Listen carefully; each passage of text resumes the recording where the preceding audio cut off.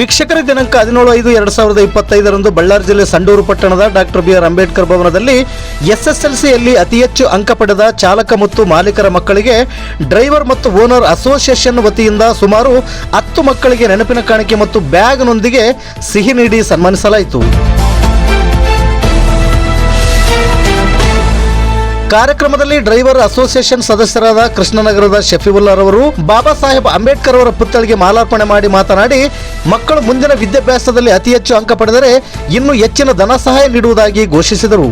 ಈ ಸಂದರ್ಭದಲ್ಲಿ ಈ ರೀತಿಯ ಪ್ರೋತ್ಸಾಹಿಕ ಕಾರ್ಯಕ್ರಮವನ್ನು ಈ ವರ್ಷದಂತೆ ಪ್ರತಿ ವರ್ಷವೂ ಕೂಡ ಹಮ್ಮಿಕೊಳ್ಳಲಾಗುವುದು ಎಂದು ಹೇಳಿದರು.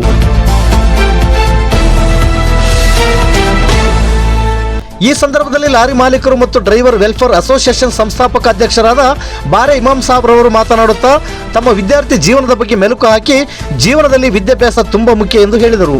ಹಾಗೂ ವಿದ್ಯಾರ್ಥಿಗಳಿಗೆ ವೈಯಕ್ತಿಕವಾಗಿ ತಲಾ 2,000ಗಳಂತೆ ಧನ ಸಹಾಯ ಮಾಡಿದರು.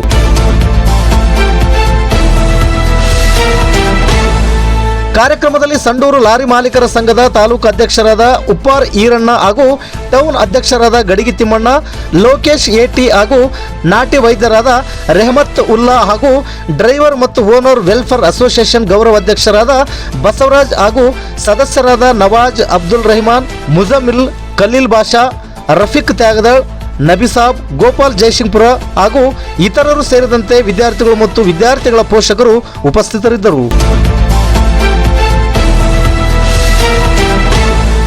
ವರದಿಗಾರರು ಕೆಕೆ ಮೆಹಬೂಬ್ ಬಾಷಾ. ಇದು ಗರುಡ ನ್ಯೂಸ್. ನಾನು ಮಲ್ಲೇಶ್ ಕಮತೂರು.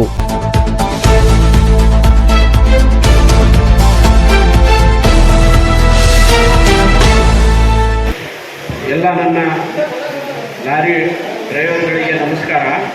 ಮತ್ತು ಇಲ್ಲೇ ಬಂದಂಥ ನಮ್ಮ ಈರಣ್ಣವರು, ಲೋಕೇಶ್ ಅಣ್ಣವರು, ಇಲ್ಲಿ ವೇದಿಕೆ ಮೇಲೆ ಇರುವಂಥವ್ರಿಗೆ ಎಲ್ಲರಿಗೆ ನಮಸ್ಕಾರ. ನಾನು ಒಂದೆರಡು ಮಾತುಗಳನ್ನು ಹೇಳುತ್ತೀನಿ.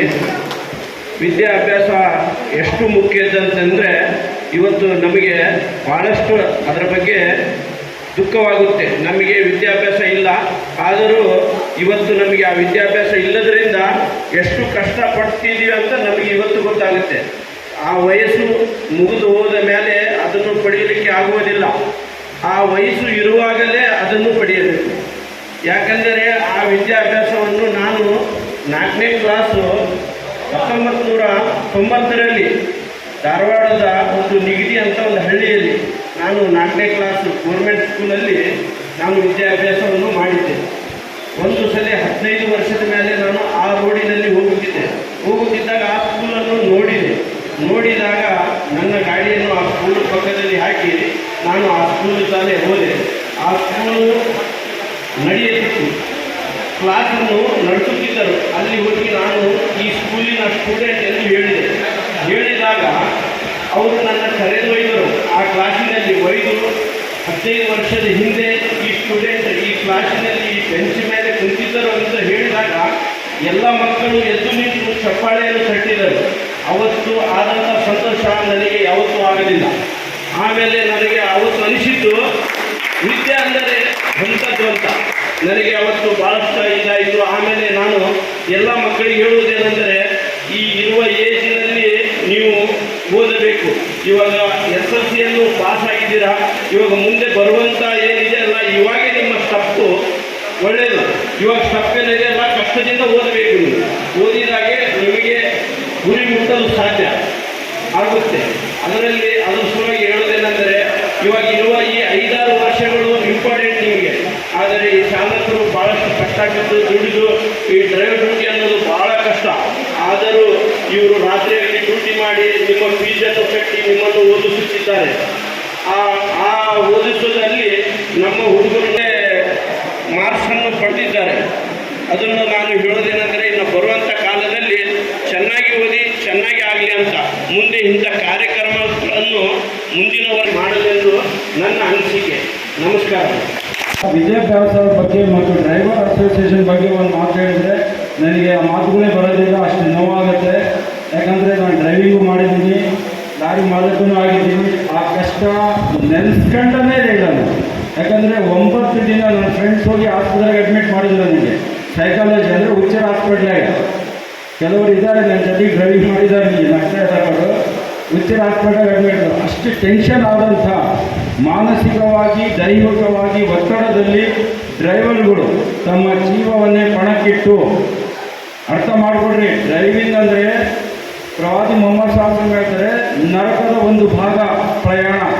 ಅಂಥ ಒಂದು ಡ್ರೈವಿಂಗ್ನ ತಮ್ಮ ಜೀವನ ಒಂದು ಪಣಕ್ಕಿಟ್ಟು ಹಿಂಗೆ ಹೋಗಿ ಹಿಂಗೆ ಬರೋಷ್ಟೊತ್ತಿಗೆ ಜೀವ ಹೋಗ್ಬೋದು, ಗಾಡಿ ಮುಖ ಆಗ್ಬೋದು, ಪಂಚರ್ ಆಗ್ಬೋದು, ಏನೇ ಕಷ್ಟಪಡ್ಬೋದು. ಇಂಥ ಒಂದು ಕ್ಲಿಷ್ಟವಾದಂಥ ಕೆಲಸವನ್ನು ಮಾಡಿ ತಮಗೇನು ಮಕ್ಕಳಿಂದ ಮತ್ತು ತಮ್ಮ ಮನೆಯವರಿಂದಲೂ ನಾನು ಇದು ಕೇಳ್ಬೋದು, ಕಷ್ಟ ಇಷ್ಟಪಟ್ಟು ದುಡಿದು ನಿಮ್ಮನ್ನು ಓದಿಸ್ತಾ ಇದ್ದಾರೆ, ನಿಮ್ಮನ್ನು ಸಲ್ಲಿಸ್ತಾ ಇದ್ದಾರೆ, ಅವರನ್ನು ನೀವು ಸಹಕರಿಸಬೇಕು.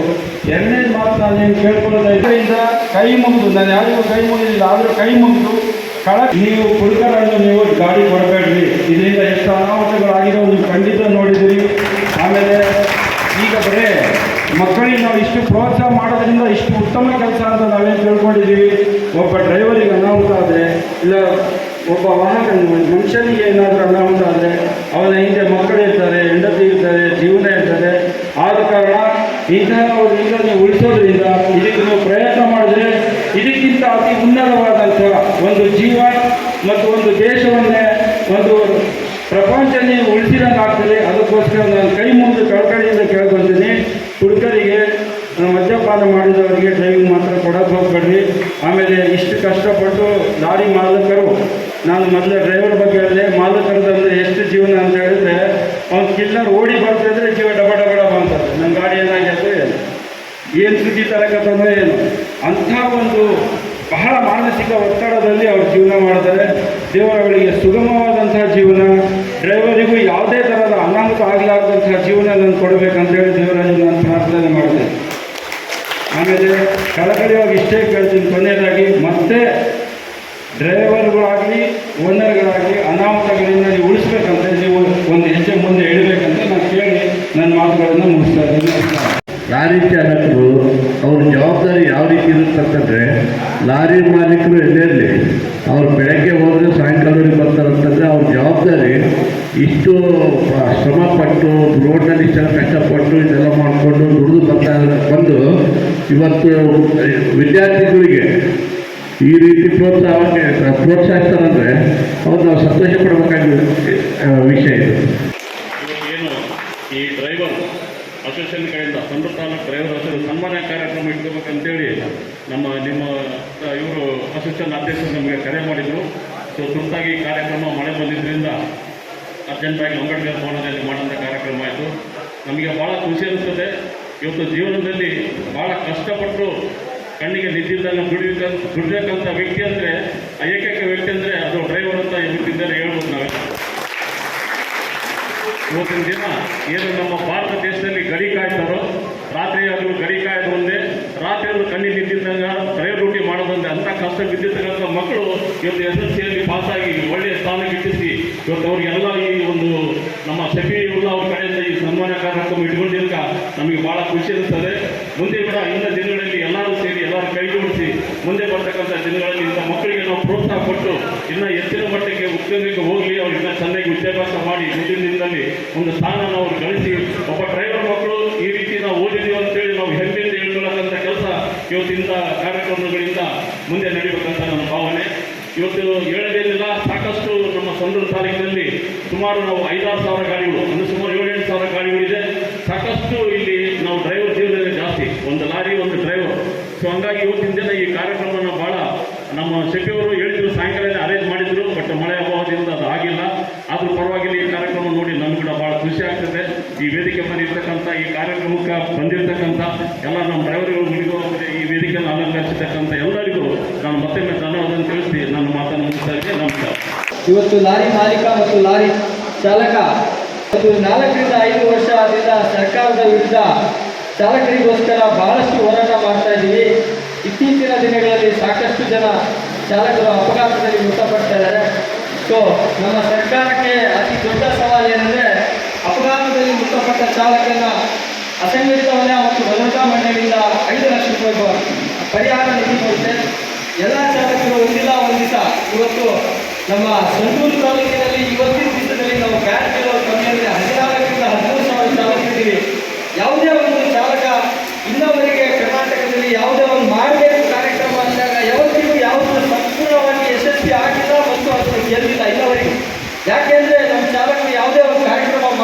ಅಂದರೆ ಸ್ಪಂದಿಸಲ್ಲ, ಯಾವುದೇ ಒಂದು ಹೋರಾಟ ಮಾಡ್ತೀವಿ ಅಂದರೆ ಸ್ಪಂದಿಸಲ್ಲ, ಯಾವುದೇ ಒಂದು ಚಾಲಕರಿಗೆ ಏನೋ ಒಂದು ಸರ್ಕಾರದ ವಿರುದ್ಧ ಹೋರಾಟ ಮಾಡ್ತೀವಿ ಅಂದರೆ ಒಳಗೊಳ್ಳಲ್ಲ.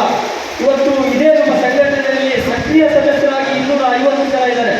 ಒಂದು ಬೆಳಗ್ಗೆಯಿಂದ ಈ ಸಂಘದ ಪದಾಧಿಕಾರಿಗಳು ಸಾಕಷ್ಟು ಶ್ರಮಪಟ್ಟು ಕೆಲಸ ಮಾಡ್ತಾ ಇದ್ದೀವಿ. ಒಂದು ಕೇವಲ 80ರಿಂದ 90 ಜನ ಬಂದಿದ್ದೀವಿ. ಆದರೂ ಕಾರ್ಯಕ್ರಮ ಯಶಸ್ವಿಯಾಗಿದೆ, ಅದು ಒಂದು ಸಮಾಧಾನಕ. ಹಾಗೆ ಸಾಕಷ್ಟು ಇವತ್ತು ಚಾಲಕರು ಮತ್ತು ಚಾಲಕ ಸಂಘಟನೆಗಳು, ಮಾಲೀಕ ಸಂಘಟನೆಗಳು ಸರ್ಕಾರದ ವಿರುದ್ಧ ಸಾಕಷ್ಟು ಹೋರಾಟ ಮಾಡ್ತಾ ಇದ್ದಾರೆ. ಯಾವುದರಲ್ಲಿ ಕೂಡ ಈಗ ಸಂಪೂರ್ಣವಾಗಿ ಬೆಂಬಲ ಸಿಗ್ತಾ ಇಲ್ಲ. ಇವತ್ತು ಕರ್ನಾಟಕದಲ್ಲಿ 90,000 ಬ್ಯಾಡ್ಜ್ಗಳ ಚಾಲಕರಿದ್ದೀವಿ. ಯಾವುದೇ ಚಾಲಕರಿಗೆ ಒಂದು ನಿಗಮ ಮಂಡಳಿ ಇಲ್ಲ, ಯಾವುದೇ ಚಾಲಕರಿಗೆ ಕಷ್ಟ ಅಂತೇಳಿ ಅಂದಾಗ ಯಾರು ಹೇಳೋದಿಲ್ಲ, ರೋಡಲ್ಲಿ ಹೊಡೆದ್ರೆ ಯಾರು ಕೇಳೋದಿಲ್ಲ. ವಿಚಿತ್ರವಾಗಿ ಒಂದು ಚಾಲಕರಿಗೆ ತುಂಬ ಅನ್ಯಾಯವಾಗ್ತಿದೆ. ಮುಂದಿನ ದಿನಗಳಲ್ಲಿ ಇದೇ ರೀತಿ ಎಲ್ಲ ಮಾಲೀಕರು, ಎಲ್ಲ ಚಾಲಕ ಸಂಘಟನೆಗಳು, ಎಲ್ಲ ರಾಜ್ಯದಲ್ಲಿರುವಂಥ ಪ್ರತಿಯೊಂದು ಸಂಘಟನೆಗಳು ಸಾಧ್ಪಟ್ಟರೆ ಮುಂದಿನ ದಿನಗಳಲ್ಲಿ ಸರ್ಕಾರದ ವಿರುದ್ಧವಾಗಿಯೋ ಅಥವಾ ಯಾವುದೇ ನಮ್ಮ ಹೋರಾಟಕ್ಕಾಗಿ ಗೆಲುವು ಕಾಣಬಹುದು ಅಂತೇಳಿ ಇವತ್ತು ನಾನು ಹೇಳ್ತಾ ಇದ್ದೀನಿ. ಹಾಗೆ ಇವತ್ತು ಈ ಒಂದು ಕಾರ್ಯಕ್ರಮದಲ್ಲಿ ನಮ್ಮ ತುಂಬ ಆತ್ಮೀಯ ಅಧ್ಯಕ್ಷರಾಗಿರುವಂಥ ಉಪಾಧ್ಯಕ್ಷರು